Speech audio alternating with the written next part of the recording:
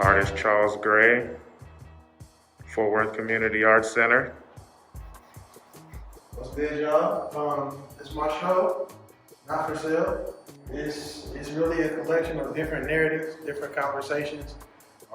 It starts with The Two Chickens, which is a conversation about my family and finding out we might have potentially had one of my ancestors sold from one family to another for the price of two chickens, which you have now me doing portraiture of not only my family, but also chickens as well. So I ended up buying two chickens and doing the portraits from those two chickens. And you see them here in the paintings. On top of the Two Chicken series, it's another narrative about I guess you would call it a study, me examining people that are close to me. The one that's in the flyer is my grandmother. At the time of the photo, she was battling cancer. And the person who's on her shirt is her son, who passed away of cancer. So I ended up making a shirt, embroidering the shirt, asking her to put it on. And that's like the last photo that she actually took. And then you can also see my shadow, so I kind of snuck myself in there. And that's where you get this one.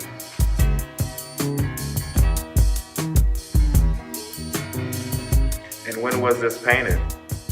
It had to be 2017. Yeah, 2017 was it when that was taken. Okay.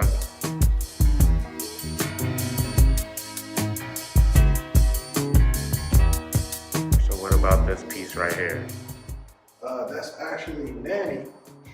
And the bad part is I don't know Nanny's like government name. I just always call Nanny Nanny. Yeah. But Nanny raised my grandmother.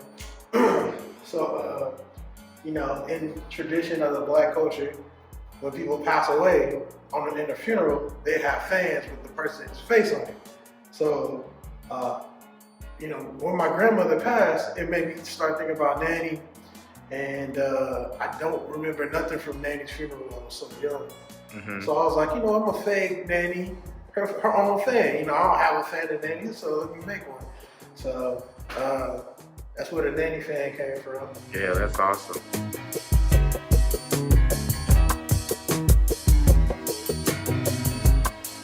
These are studies of people that I know, and/or like this is a younger version of me. Old photo I found, I thought it was interesting, so I went ahead and did a little sketch with matte pencil. To the left of that is Jasmine Punch. We had a class together. She ended up telling me some off-the-wall stories about her life, her narrative, and she was just a positive person to be around.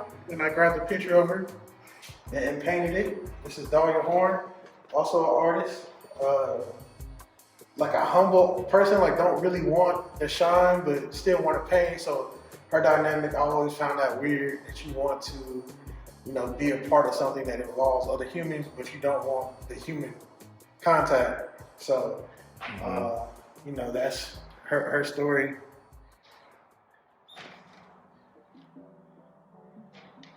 And the last one, her name is Melvina, and she was just a close friend. She ended up moving away, but also interesting life story about just things that Black women experience that I take for granted, like the fact I could just live my life in a certain way. She wasn't given those options growing up. She was told, hey, you marrying this, you doing this, you doing that, and she felt as if she never really had an opportunity to do it her way. So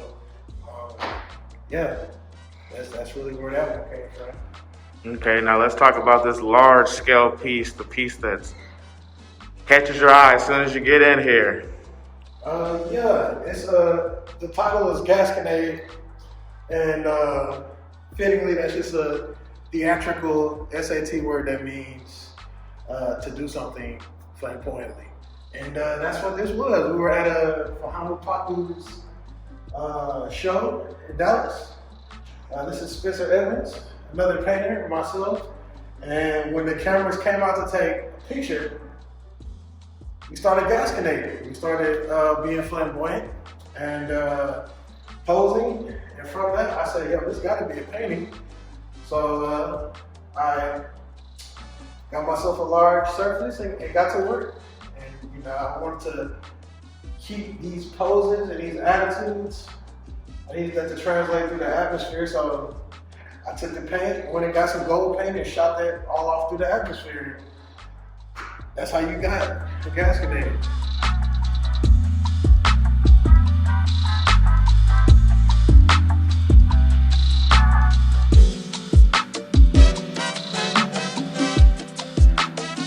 Let's talk about this piece right here. We see you working a couple different mediums. Let's speak about this piece right here. This is like I don't know what number sculpture, but it's a sculpture that came from the Two Chickens conversation, and it's of my mother. So she was the one that told me the story of the Two Chickens.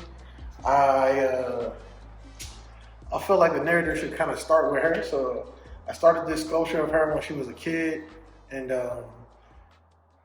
it was, to me, like something that's one of the most innocent things about like seeing old pictures of her or hearing her talk about her childhood, just like the honesty of kids and how, a kid doesn't really know the complexities of a situation, but they know the simple fact of good and bad, and that's bad. So just from that train of thought, that's what I chose, like making the sculpture of her as a kid and including that in the conversation.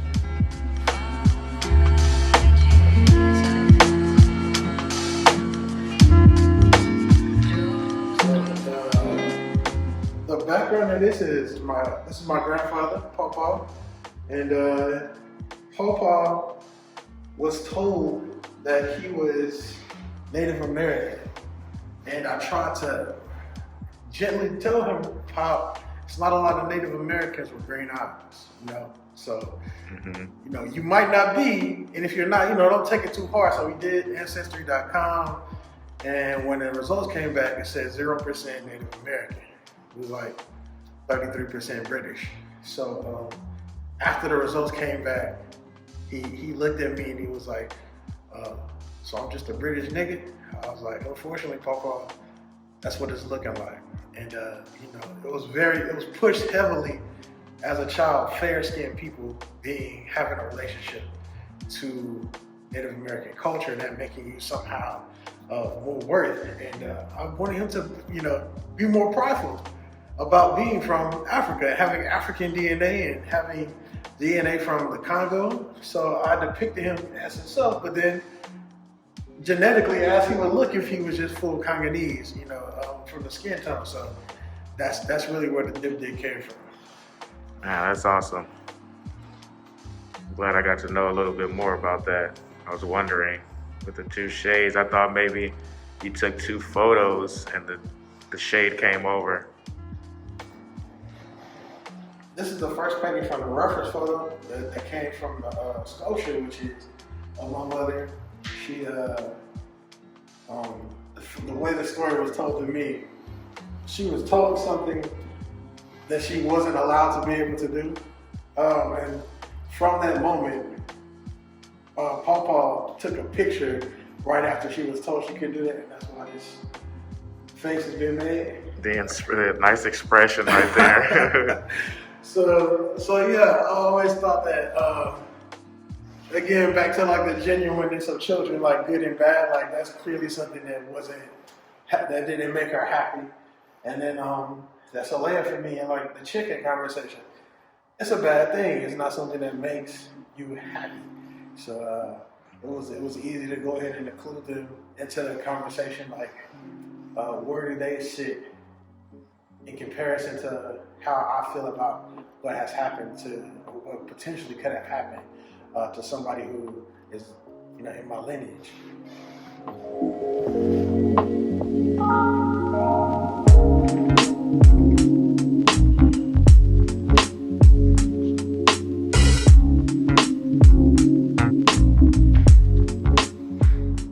Now I see you do a bunch of portraits of yourself when you were younger. Can you explain a little bit why that? I mean, do you find old pictures that you reference from, or is there moments that make you want to draw these from that time period? When I do go through photo albums and realize, oh, you know, when you go through a photo album, that's no matter who it is, and you see a younger version of yourself, your brain takes you to that place you were in. So I remember playing on the floor. I remember the Power Rangers. I remember Mario was on TV when this happened. And I'm happy. I'm there. So, you know, back to just the simplicity of good and bad, that's a good moment. So I wanted to, you know, just revisit that moment. So I revisited, you know, just being in a place that makes me happy. So that was pretty much the train of thought when I picked this one out.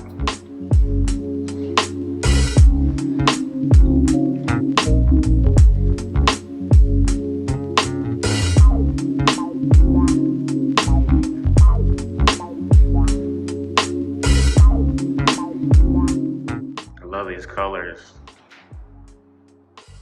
that you use with this one. Yeah, it was an experiment because the color came from another painter. I was doing some portraits, and he was like, shout out to Luke. Luke is a very, affectionately eccentric person, and he enjoys like doing stuff, and you're in the moment like, I don't know why you're doing this, but it seems like genuine. So he's giving me this turquoise paint. But in my head, who uses turquoise? Like, when do you see turquoise paint, bro? Why do you even own turquoise paint? I used it anyway, so I put the first coat down with turquoise paint, and I painted around the paint with my portrait, and it turned out great. Shout out to Luke, thank you. And that's really, that's where the color came from. Nice, nice.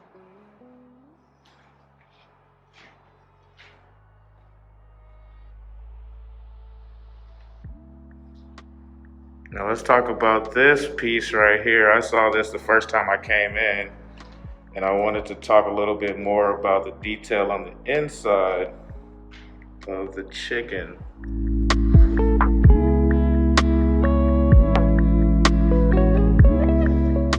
Yeah, so with the narrative of having the conversation about the chicken and the potential of that being a thing came me looking at older photos and like older history that we actually had.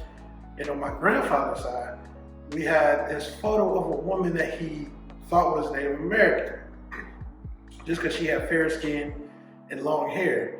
And that woman had that label like attached to her, to me it's like wrapped up in this whole concept of how our history isn't, I guess it's not treated like our counterparts, to where it's properly documented, to where it's, you know, put up in a place for us in our own homes to really know the validity or the truth of what's going on. At the end of the day, even if the chicken situation happened, that would have been a receipt. And who's keeping receipts that old? And then even with this woman, for it to have been years going on, maybe 200 years ago, to think this woman was a nationality that she wasn't, that says something about just like where we put these things. And it was important for me to kind of hide it in there. Like, we don't put these things in places for everybody to see, and we don't even have those conversations openly for everybody to see, which is something we kind of see now with today's culture, with you know, just conversations of race, conversations of the female being respected and considered. It's just a consideration thing, an investigation on what we consider and what we don't. Awesome, awesome. Well, last but not least, let me talk about the drip that you got on right now. Hey. I seen this on the gram just last night. Yeah. You already got it on the shirt. Yeah, it's ironically enough, I'm doing an investigation on myself. And in myself, full transparency, I have moments of doubt, suicide, thinking of, why am I existing? Should I even exist? But in those moments, when you go get help, get therapy, you talk to people, you're advised to look at or find places where you were celebrated. I was never celebrated in any higher level than with my grandmother. My grandmother made sure I felt the maximum amount of affection that can come from a human. So that is my source of like where I look to if I'm ever having those moments. And in celebrating her privately and in celebrating like her being my hero, I thought about how do you get other people to recognize her as a hero or as somebody that is important.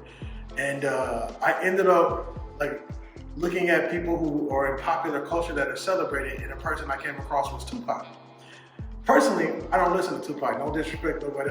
I don't listen to Tupac, I don't really rock with Tupac, but if somebody gave me a Tupac shirt, I'd put it on just from the celebrity of it. And that made me think, yo, what if I put her on a shirt, not in a traditional way of like when people pass, we put them on a shirt, rest in peace, we'll put her in a way, in a format that makes her look like celebrity, like makes her look like somebody that, I want to wear a shirt with that person on it. That was kind of the approach when I designed this, and that was the approach when I designed this, and this is what we came up with. So Yeah, that's nice, man. Look at that detail. Well, let them know, man, how long your show will be up still. hey, the show is still up till October 7th. So if you seeing this before October 7th, come through. If you missed it, it's all good because we're gonna have more stuff coming. Just stay tuned. Big shout out to Donnie behind the camera for holding it down. And yeah, we'll catch y'all.